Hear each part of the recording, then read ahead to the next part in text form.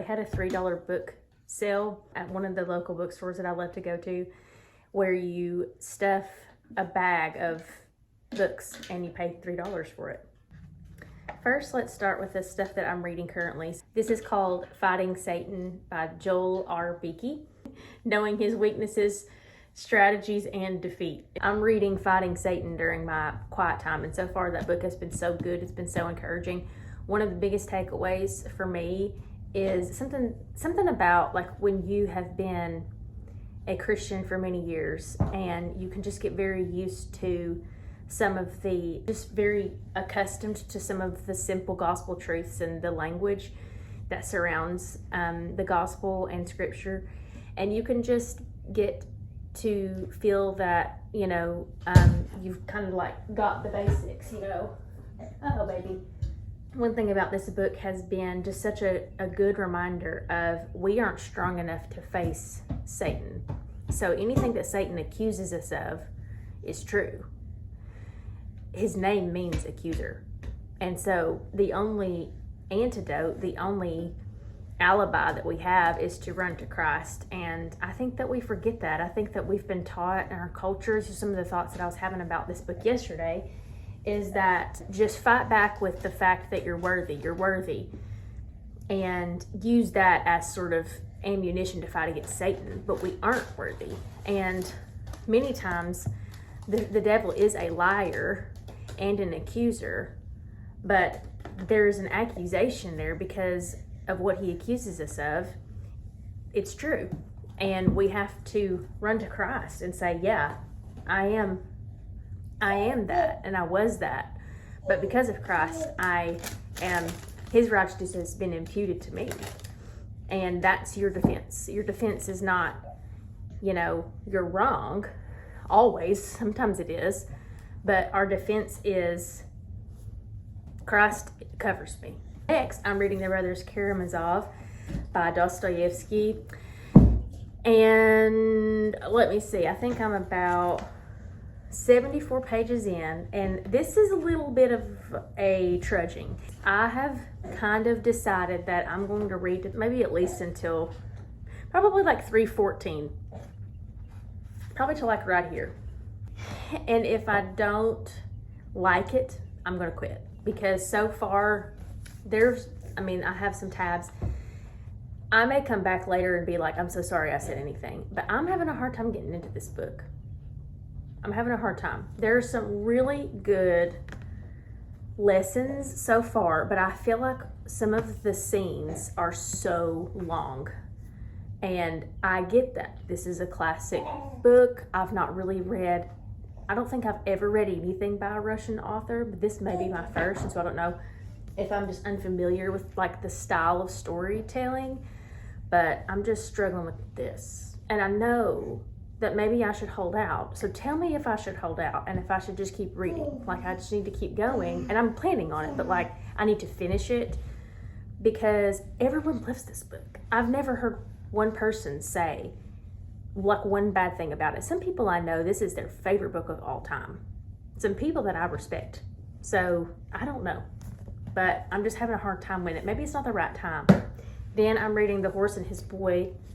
I know that the versions that I have are different from the publishing order. I know there's a kind of a debate surrounding that. So, but this is the edition that I have that says it's number 3 in the Narnia series. And I'm reading this to my boys. Sometimes I read it to them at nap time, sometimes at bedtime, and I've not picked this up in a little while. I need to start it back up again. What you doing? Now I'm going to move into the books that I hauled yesterday from the $3 bag sale. One of them is The Secret Life of Bees by Sue Monk Kidd. I have a bee. I have bought this book before and I've given it away. But I heard Alana Estelle, her YouTube channel, she's a booktuber, and I really like her content. She has talked about this book before, and so I want to try and pick it up again. So it says, the trial and death of Socrates have almost as central a place in Western consciousness as the trial and death of Jesus. Me, I don't know about that. In 4 superb dialogues, And then I picked up Plato, or I picked up The Last Days of Socrates by Plato. That's a bold claim. The reason why I picked this book up is because I was flipping through it when I was shopping yesterday, and I turned to a chapter of her talking about the dynamics of being a pastor's wife and building and maintaining friendships, because that does add a different dynamic and layer, especially when you are in ministry. So much of your life is centered around the church, and I think as it should be, obviously, but in a different way when you are married to the pastor of the church that you attend. And so that can be lonely. Just this perspective is going to be helpful for me just because she's a pastor's wife. Thankfully, we have really, really sweet people at our church who I consider as friends, and some even as mentors to me. Okay, then my husband saw this one, and this is called The Whimsical Christian by Dorothy Sayers, 18 essays. And look at how absolutely gorgeous it is. Is that not stunning? In this collection of 18 superb essays, Dorothy L. Sayers describes clearly and eloquently what Christianity is. So, this book doesn't even look like it's been really used. Of course it's old, but also this book was $12.95 when it came out. That's expensive for an older book. Let's see when this was printed. 1941? Wow, $12.95 for a book in 1941. Wow. Okay, and then I found this in one of the bins for the $3 bag sale called Feeding the Eagles by Paulette Bates Alden. And here's what it looks like. Here's what the back looks like. Interestingly, I bought some books that were essay format and short story format, and I'm usually not at all a short story person. It says, with Feeding the Eagles, Paulette Bates Alden makes an impressive debut into the world of contemporary American fiction.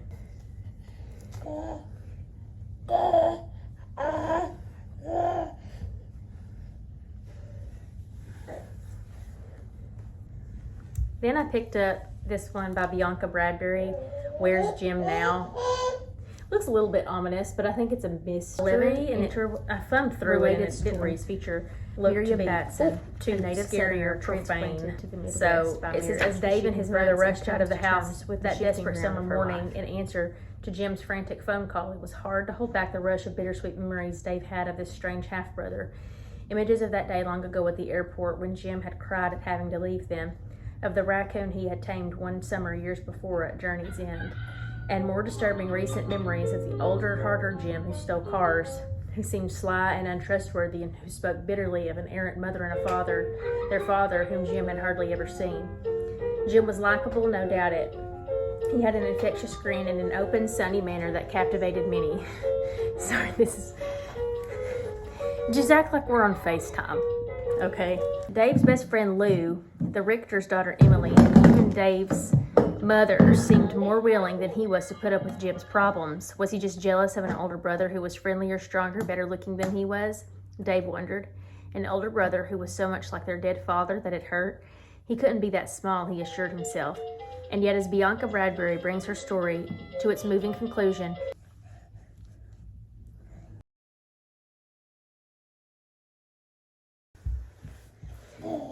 all right. The lighting has gotten very moody. I kind of like this. Okay. All right. Then I got The Lost Art of Gratitude by Alexander a new, broader, and more personal meaning of the word brotherhood. And so I just picked this up because it was just so cheap. And so I do not like this stuff. Like, I don't know why they put the stickers or the paper underneath the plastic. But now for my library haul. Call Your Daughter Home by Deb Spera. It's 1924, South Carolina, and the region is still recovering from the infamous boll weevil infestation that devastated the land and the economy.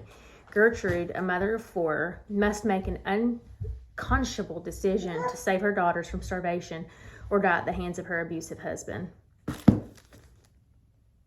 So, sounded good. I flipped through it, looked good.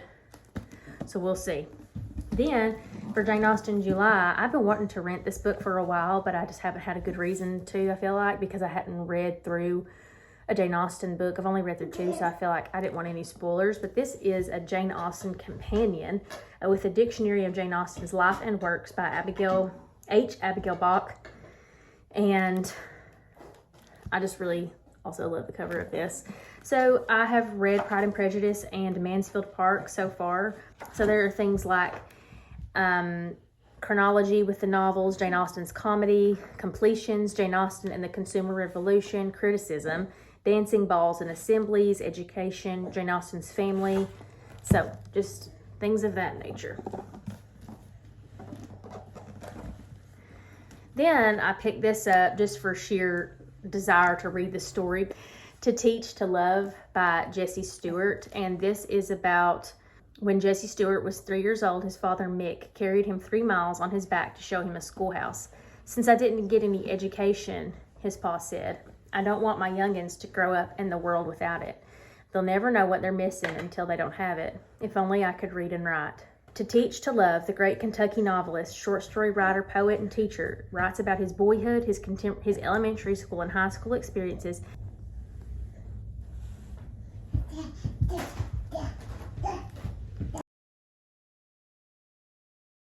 Then I picked up, oh, and I forgot to show y'all this book by Catherine Marshall, Adventures in Prayer. I started this morning, and so far it's been lovely. Then I picked up Northland by Gary University and Vanderbilt University. He describes the teachers who inspired him and those who do not. And we almost bought this book. I remember, I think when we were at the beach a while back, and we didn't, but I just love this cover so much. This is the journey of a boy on the knife edge between life and death, where the raging seas meet the northern wilderness. I may just have to pick this up and read to my boys. Then, oh, I cannot remember what booktuber that I saw that was talking about this book by Arthur Ransom. I don't know if it was Jen's Reading Life. I'll tag her just in case. This is, okay, I just realized something. I didn't know that these were like numbered. Okay, so what I think happened was I wanted to rent Swallows and Amazons. Yeah, and my library did not have it available until I saw this one, and it didn't have a number on it. So I rented this one and thought it was just like a part of the collection because it didn't specify. So I think that's where I got it wrong and got the last book in the series. And apparently there's 12 books in this series. So I'm not going to be reading this one, which is kind of sad because I was looking forward to it. And I don't want any spoilers though, so I guess I'll just wait until the other one comes available. Then I rented Crying in H Mart by Michelle Zauner. And this is a memoir. And you all know that I have been on a major Asian kick this summer with my literature. So Japanese, Korean, Chinese, like just love it. Author is best known as a singer and guitarist who creates dreamy, shoegaze inspired indie pop under the name Japanese Breakfast. That's really cool. Interesting. There it is. That will conclude today's video. I hope that you guys have a great week or weekend whenever this goes up. And I'll see you next time.